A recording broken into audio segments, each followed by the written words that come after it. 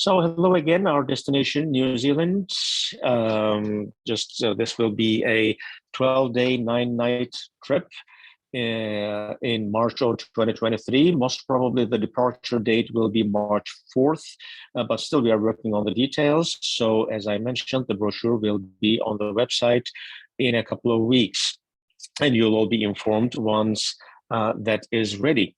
So New Zealand, both North and South Islands, and we'll talk about them. Now here is a map. This is a small island nation in the Southern Pacific.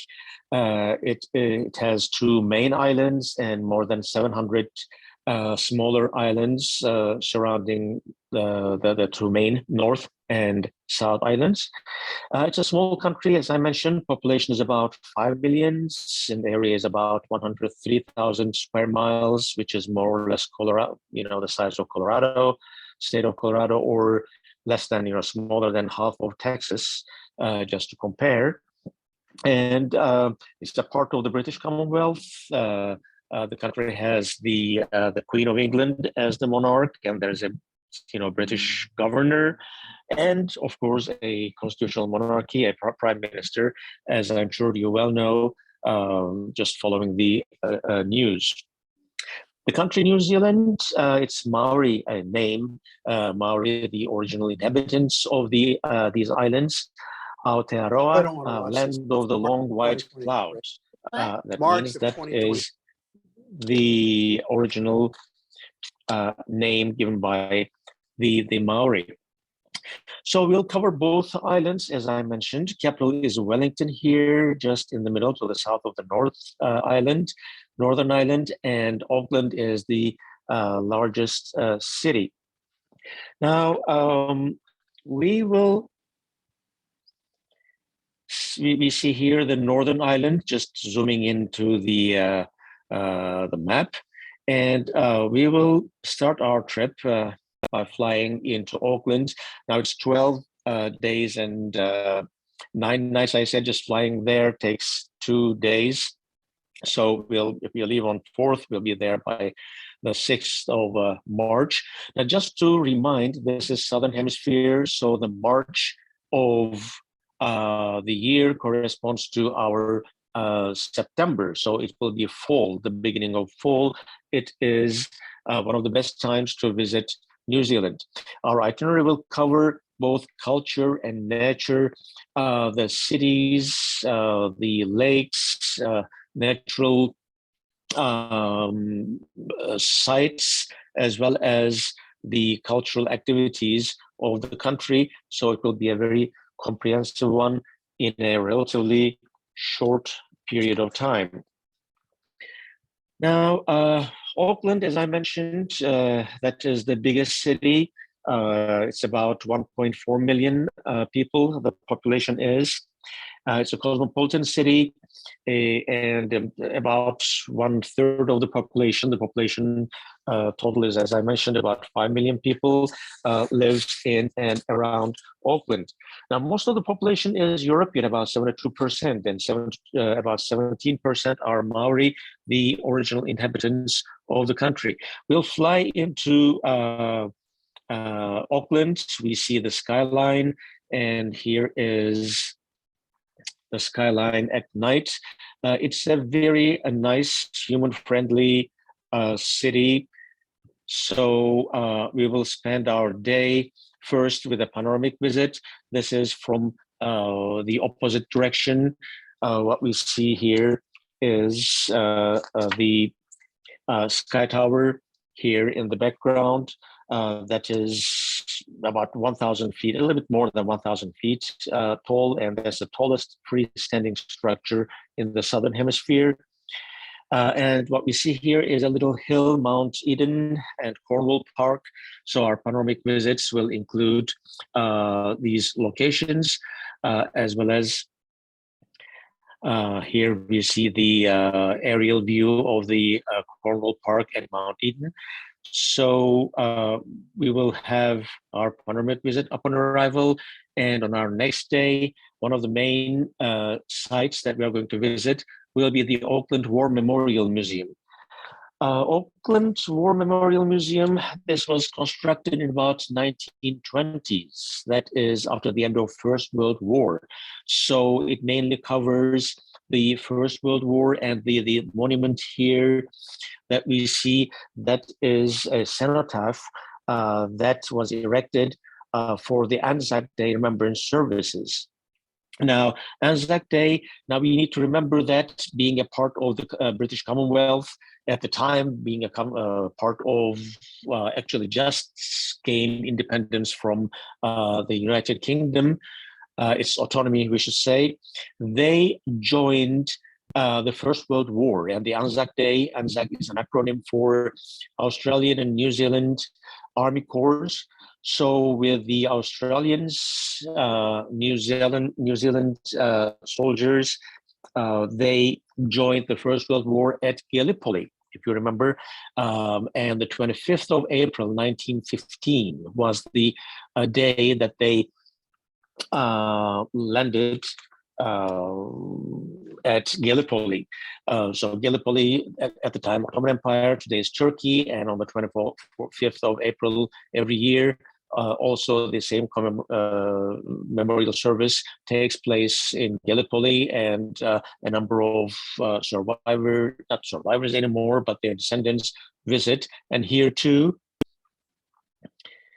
this is a scene from one of the services in the past years on the 25th of April. Now, the museum is not completely about the First World War, but it has an extensive exhibit of Maori artifacts, their artwork, and also Polynesian people's various artworks. Here we see, for example, a sailboat. Now, Maori population, Maori culture, they are basically Polynesian people who came to these islands not that early, actually, starting from the middle of 13th century, beginning of 14th century, they settled, and until the arrival of the Europeans, which was 1642. Dutch came, Abel Tasman. So Tasmania, the island got its name from him. And then 1769, James Cook arrived, the British captain, right? So that is how the colonization of the islands by the Westerners, by the Europeans, started. So we will visit this museum and get history of the country, the origins of the country.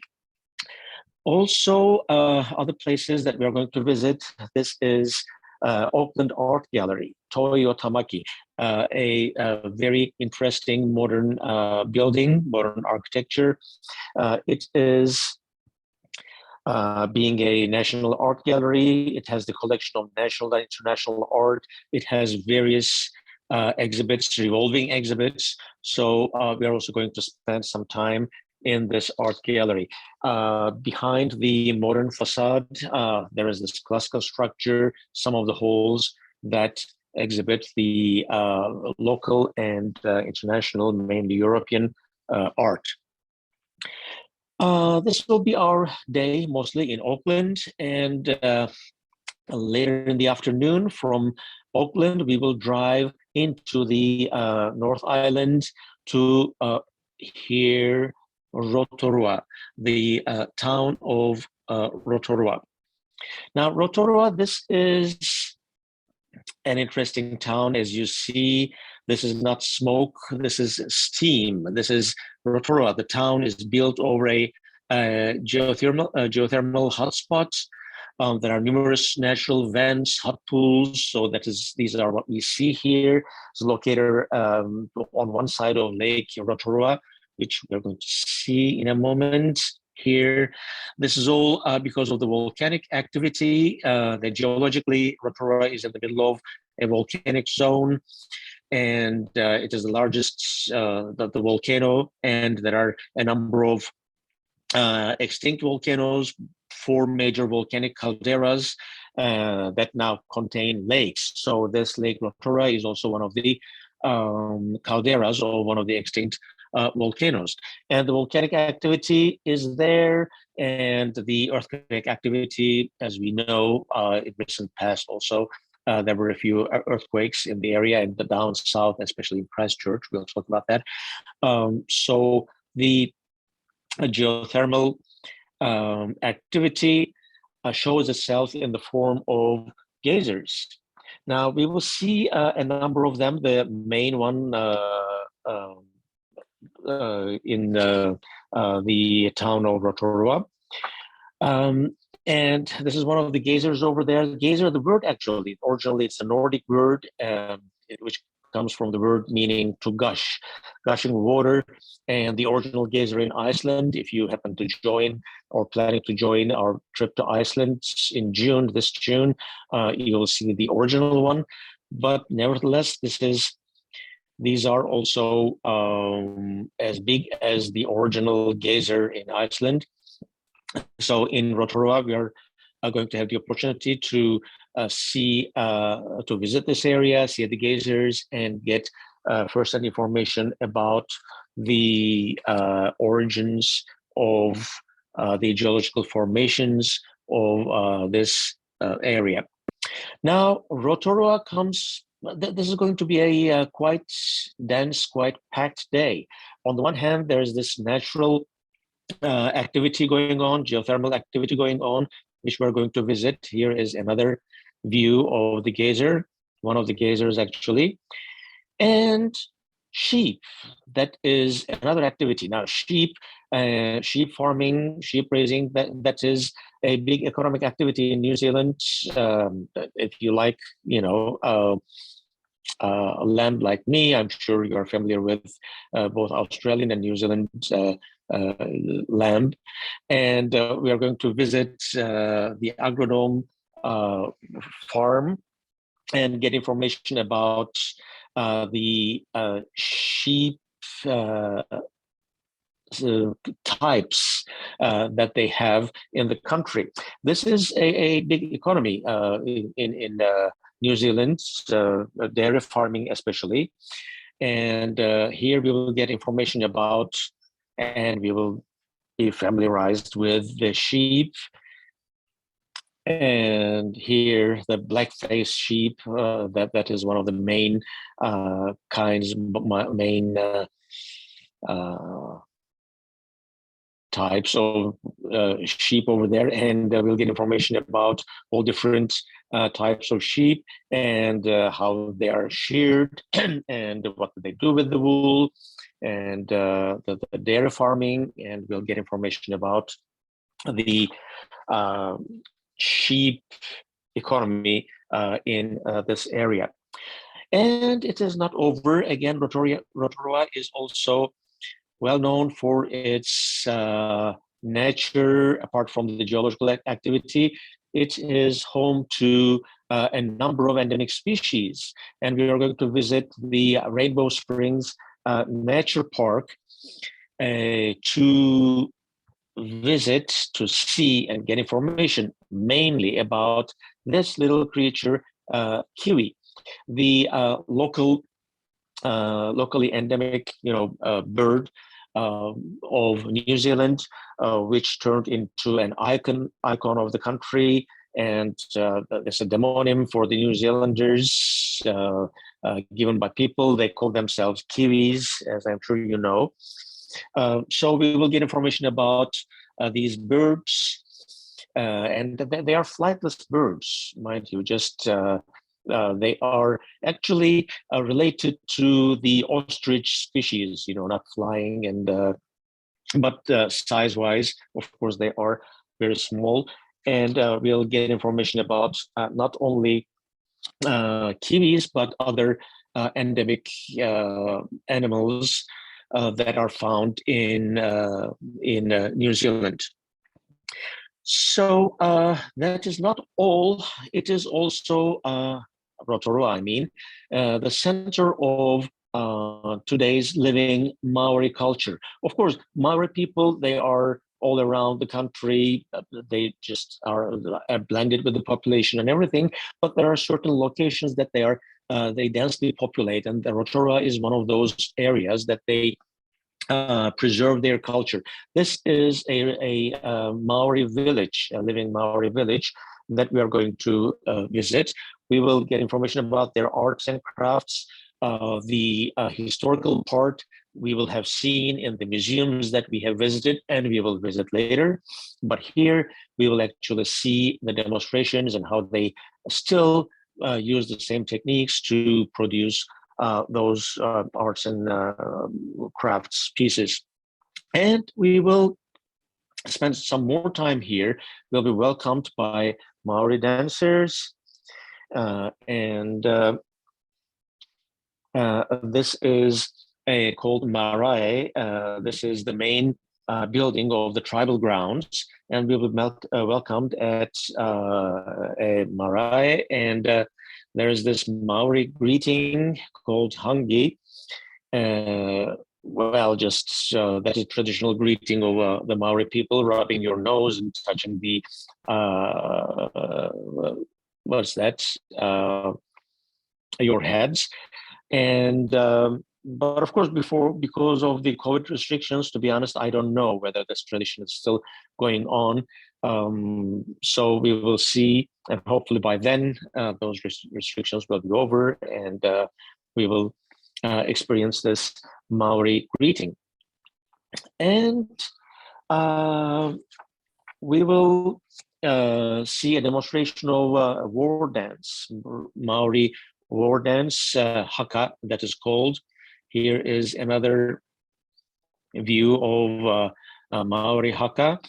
So we will see all these demonstrations, at the end of which we will be taken to one of the main Marae buildings, and we will taste Maori dinner, traditionally cooked in hangi pits, and we will see and taste Maori food for dinner in Rotorua. So as I mentioned, it is going to be a packed day with nature, with geothermal beauties of the area, plus Maori culture.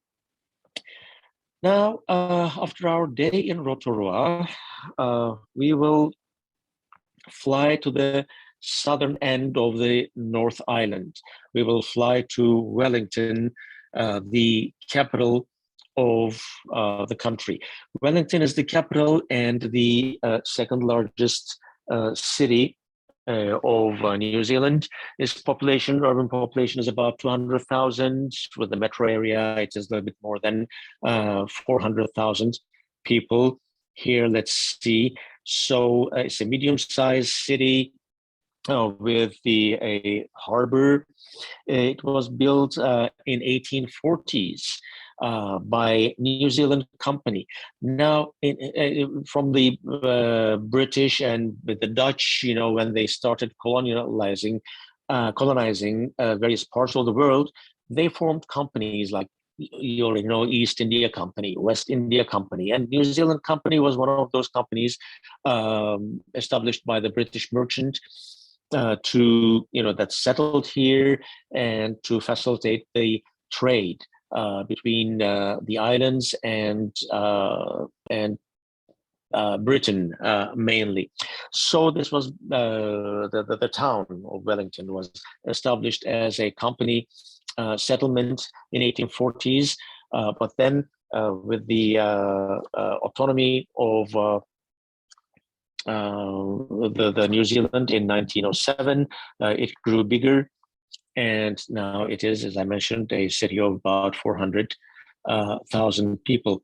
Here is a close-up view of the main harbor area. So we will have first a panoramic visit of the city, and then we will see the main highlights, the old St. Paul's Church that was built in those times during the first colonization period, a view from inside.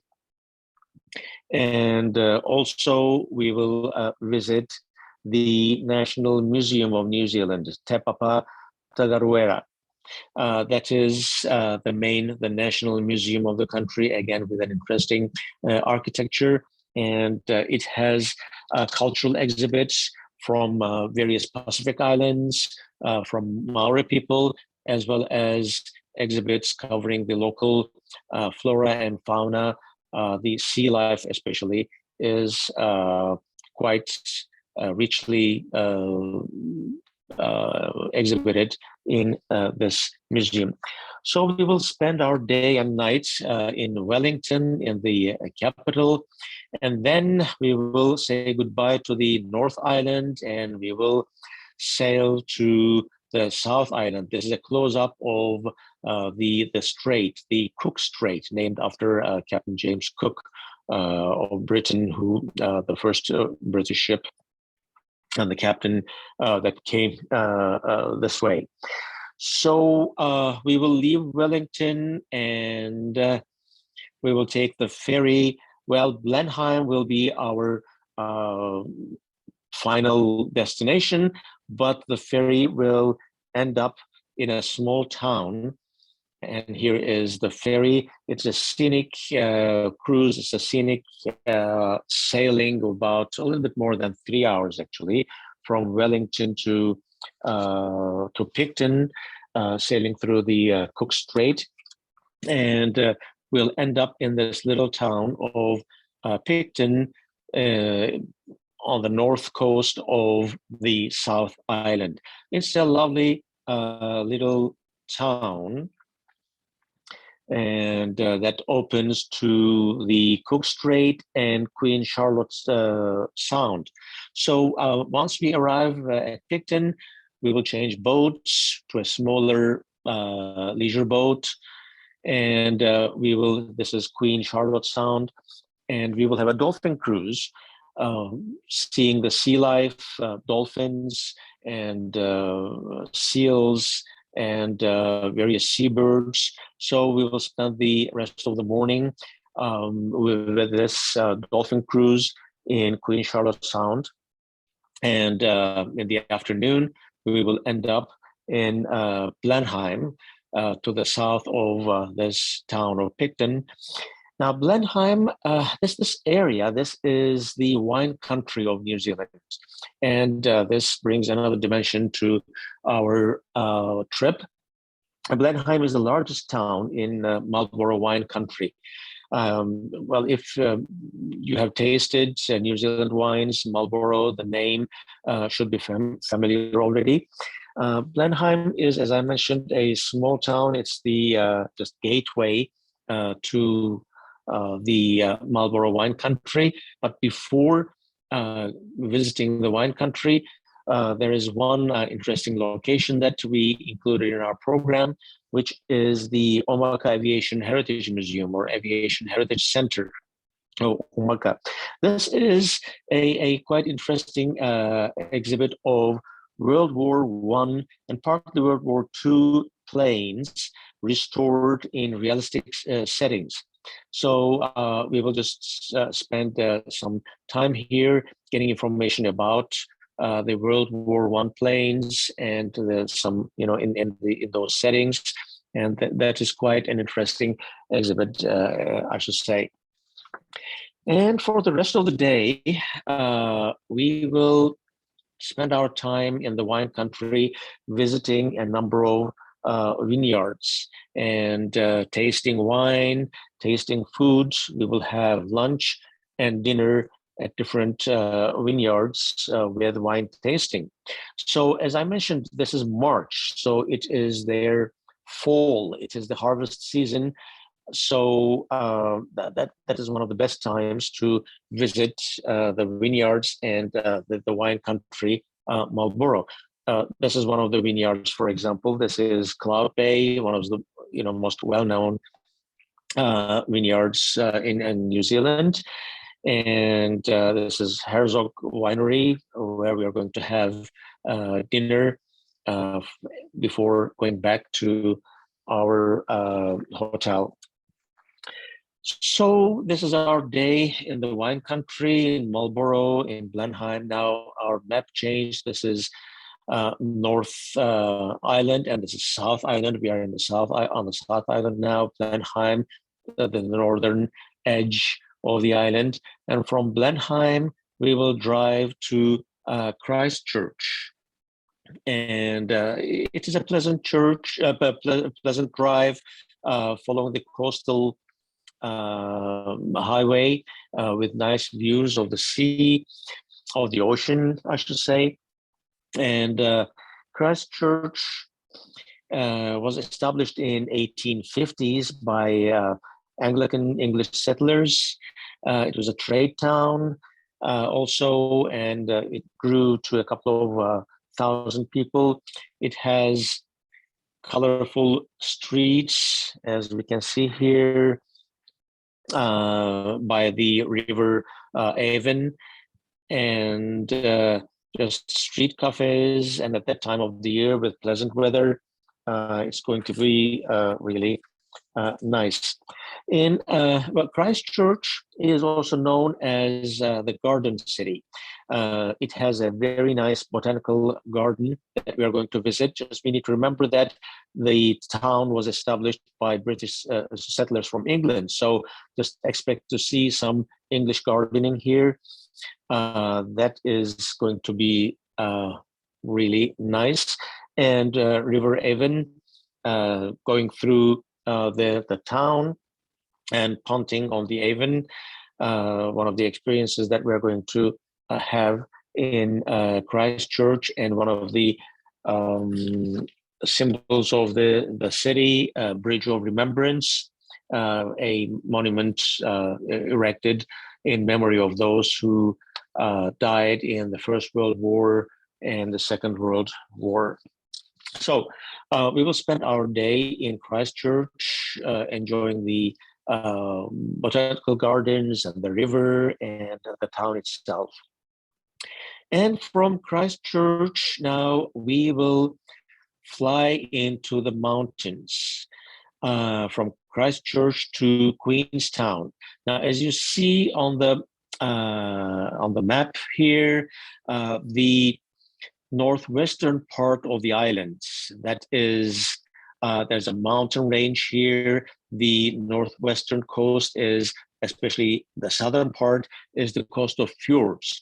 So Queenstown is an entry point to nature, to that area. Queenstown, here, let's see an aerial view of the town. We'll fly into the city. This is an alpine style village next to Lake Wakapitu, and it was established as a small town in 1860s. There was gold rush here, so a lot of people came here from Europe, but especially from China. The Chinese came for gold mining and stayed there. But once that gold rush ended, people settled for farming, and that economic activity turned more into tourism. And Queenstown is now more of a resort town, a gateway to the mountains, for mountain resorts, for skiing, and also just flying above the mountains, across the mountains to the fjords, which we are going to do. But before doing that now this Queenstown, there is the lake and the Dart River, which plays an interesting part in the town. This is a view from the town, as I mentioned, a resort town by the lake. And the Dart River here is going to be a very interesting and exciting experience with the jet boat. We'll have Dart River Adventure Safari. It's an 18-foot jet boat, and we will, should I say, sail or run on the river, Dart River. And at some point, we will get off the boat and go into just a small, short hike in wilderness to get information about the forests, about the plant life and animal life in the area. Just having said that, I also need to emphasize that one of the main economic activities, both in this region and for New Zealand in general, is forestry. So the logging is very important economically, and we'll get some information about that too, in addition to this adventure safari. And we'll spend the night in Queenstown. This is the gondola that will take us up to the skyline complex that is just overlooking the town. There is a peak, Bob's Peak, with a restaurant and good viewing complex. So we will have dinner there with the views of the lake and Queenstown. And the next day comes. Now, from Queenstown, we will have a day excursion to the fjords and back. So to Milford Sound, namely. And we will have a short flight, a short scenic flight of about 30-35 minutes from Queenstown to Milford Sound. Here, actually, we see the Milford Sound airport down at the bottom of the hills here, or the mountains here. So we will fly there, and there we will take not this, cruise ship, but a smaller yacht to cruise in Milford Sound and get some information and enjoy the scenery of the Milford Sound and the history and the geology of this area, how the glaciers going back thousands of years caused this area, given this area its current shape, and formed these fjords as they did in Norway, for example, their northern sisters. So our trip will end with the excursion to Milford Sound. We'll fly back to Queenstown, sleep overnight, and the next morning from Queenstown, we will fly back. Now, to make it exciting, either you can fly back from Queenstown via Oakland back to Houston. That's the end of the trip, 12 days. Or we will have an extension to Australia, a 10-day extension covering Sydney and Melbourne. So that is going to be an option also, to fly from Queenstown to Sydney. But that will be the subject of another session. And you will also have information about that extension trip on the website. So this is our 12-day, 9-night trip, and I will stop sharing my screen and start my video here.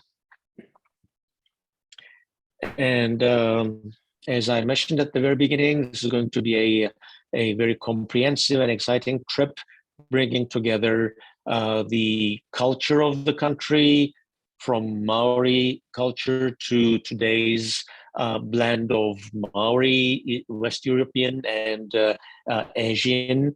There's a significant Asian population, more than 15%, to the nature, to the geological formations, to the river safari and unique animals and plants to the area.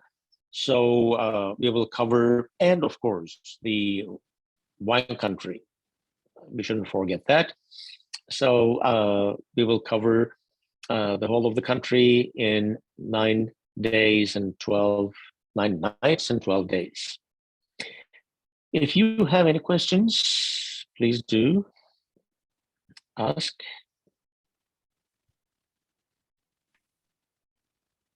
Hi, I have a question. Hi. Sure. It sounds like this is going to be a really awesome trip. If we sign up for it, are there any prerequisites that we need to get out of the way, obviously passport and stuff like that, but travel insurance or anything like that we should be preparing for in advance? Yes. Yes, of course. You need to have your passport, of course. Fortunately, visa is not required for New Zealand, and if you plan to extend to Australia, they don't require a visa either. Now, just to give information about the general procedure of how World Affairs Council trips work, on the website, there will be the detailed itinerary, and there will be a separate document to sign up for the trip. So that's a long form, a couple of pages about your rooming, about your passport information, about your health conditions and everything. So you will just fill out that form and give that to Maureen, to World Affairs Council, and you will sign up with your deposit.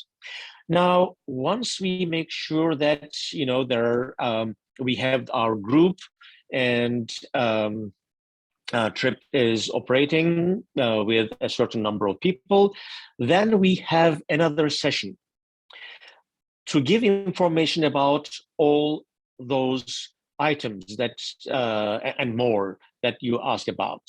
The travel conditions, the weather conditions, what kind of clothing you need to take, what kind of food we are going to have, what is the electricity there, what is the currency, what is the internet situation, all that kind of stuff that's relevant for a trip. We will cover all those in detail in that session that is special only for those who signed up for this trip or for any other trip. I mean, this is the regular procedure. So I will answer your question briefly here. Yes, of course, passport is needed. You will sign up with that sign-up sheet, with that form, and give it to Maureen. But more detailed information will come afterwards once we have our group ready. Great, but still, it doesn't prevent you from asking those questions now. If you have other questions, please do ask. Thank you. Yes. Yes, Mr. Daniel. Do you need to have a PCR? Well, those conditions change, as you know. For the moment, well, yes, but we are talking about March of 2023. That is 1 year from now, or just 11 months from now.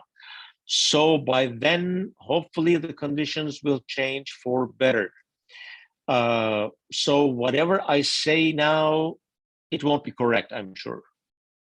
So we need to wait and see.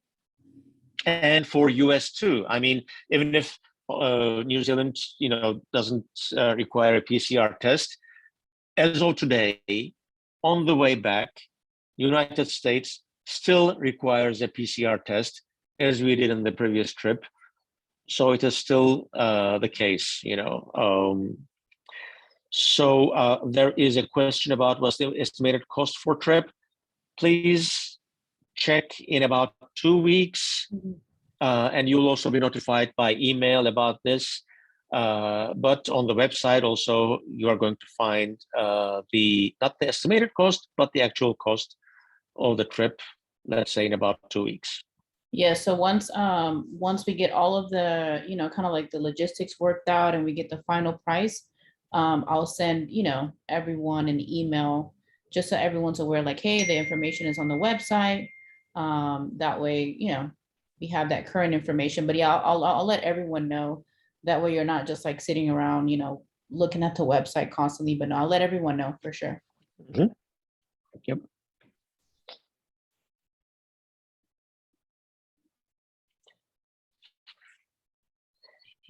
Another question here. It says, did you mention direct flight to New Zealand? Well, there most probably there will be. Air New Zealand might have a direct flight. If not, it'll be from Los Angeles. So Houston, Los Angeles, but it will be on Air New Zealand most probably. But flight schedules, especially nowadays, change quite rapidly because New Zealand is not officially open yet. Just in a couple of weeks, they will completely open up. So once they are open, I'm sure airlines will go back to their regular schedules. So we will also notify you about that. There'll be either direct flight from Houston to Auckland, or it'll be via Los Angeles, as I said.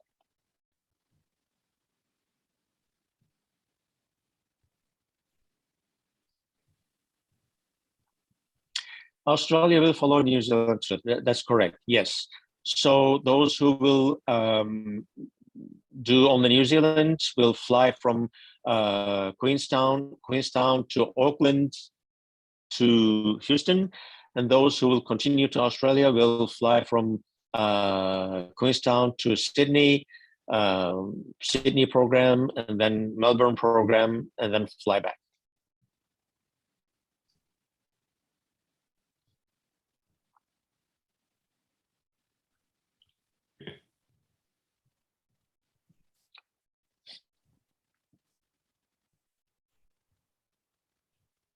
Any other questions?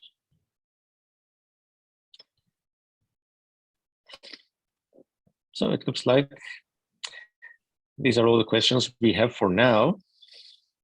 So Maureen and I will be ready to answer your questions by email too. So you can get in touch with Maureen, you can get in touch with me, you can check the website and to get more detailed information once they are available. And we hope to see you on this trip. Yes. In March of 2023. Yes. Thank you for joining us, everyone. Thank you and good night. Good night. Bye.